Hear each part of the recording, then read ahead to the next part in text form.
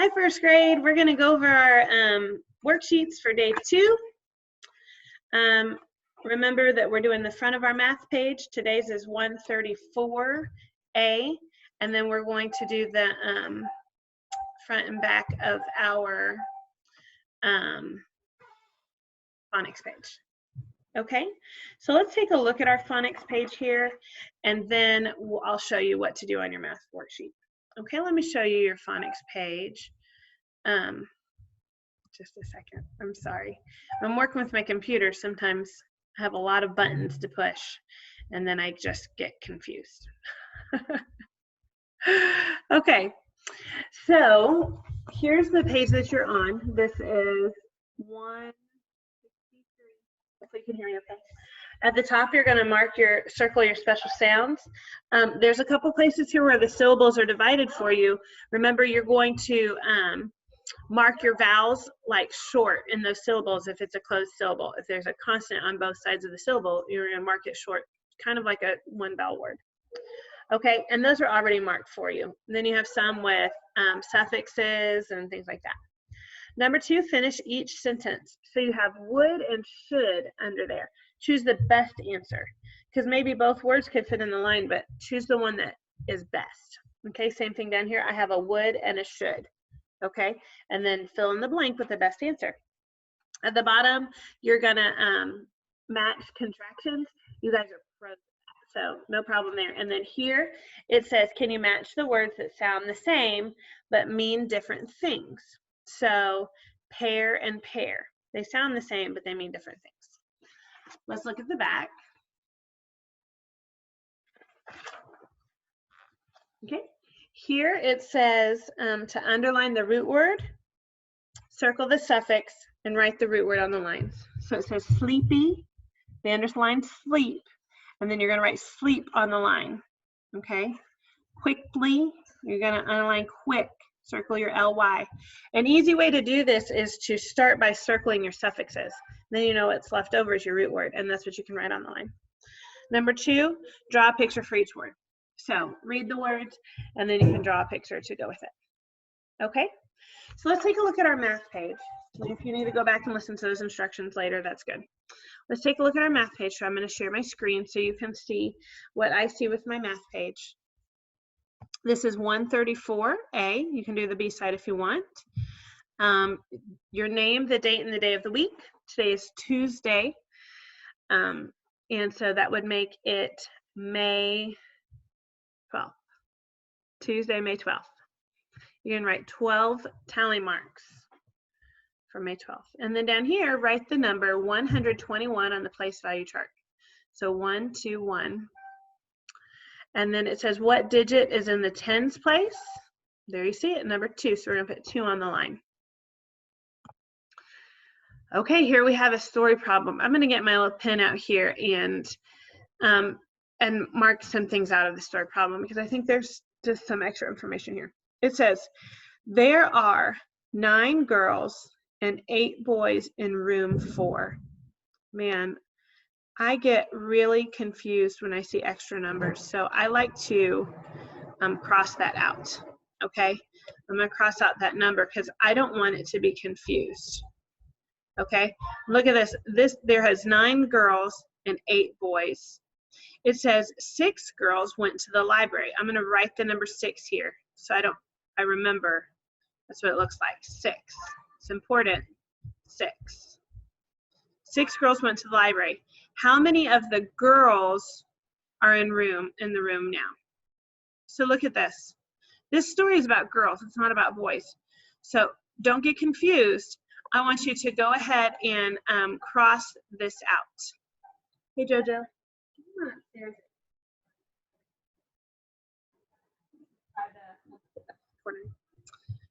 Just hang on, Bo.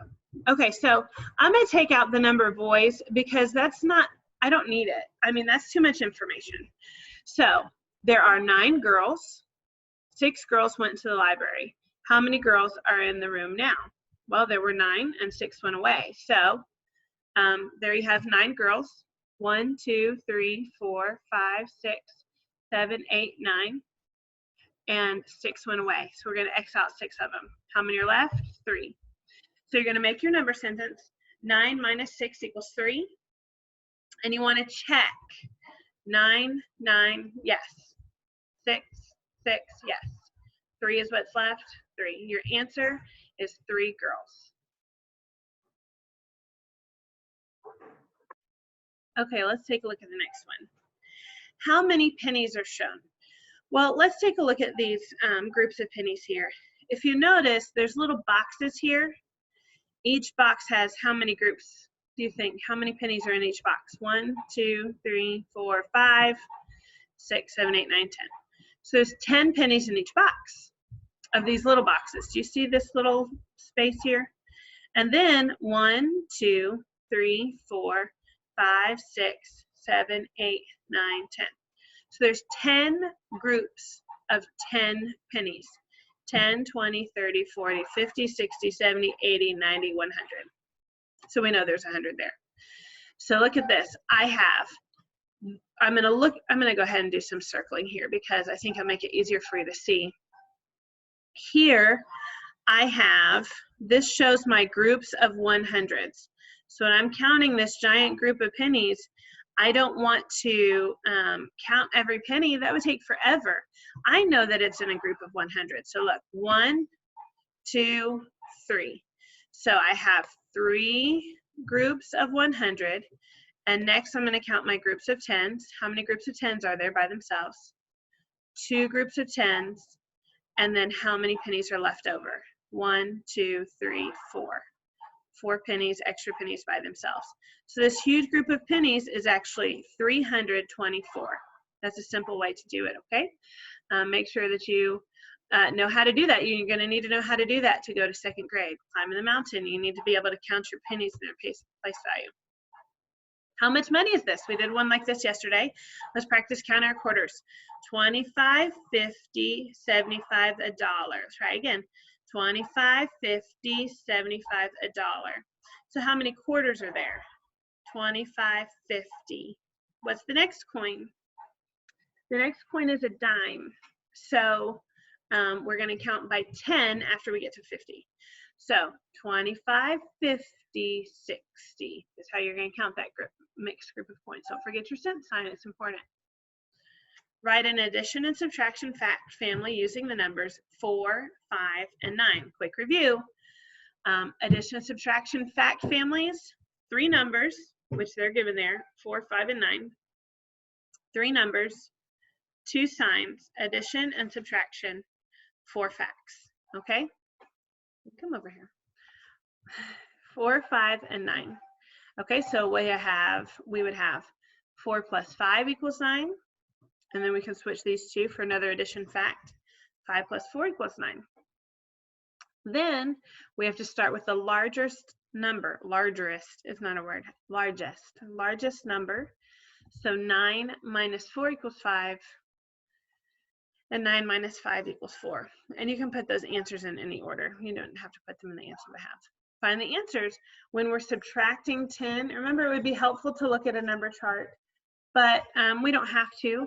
We just know that we go backwards from the tens column when we're subtracting 10. So 62 minus 10 would be 52. 72, this number goes backwards, not 2. 75, this number goes backwards. 75 minus 10 equals 65. Here we're adding 3 single-digit numbers. I see a number in there that adds up to 10, which makes it a whole lot easier. Do you see 2 numbers that add up to 10?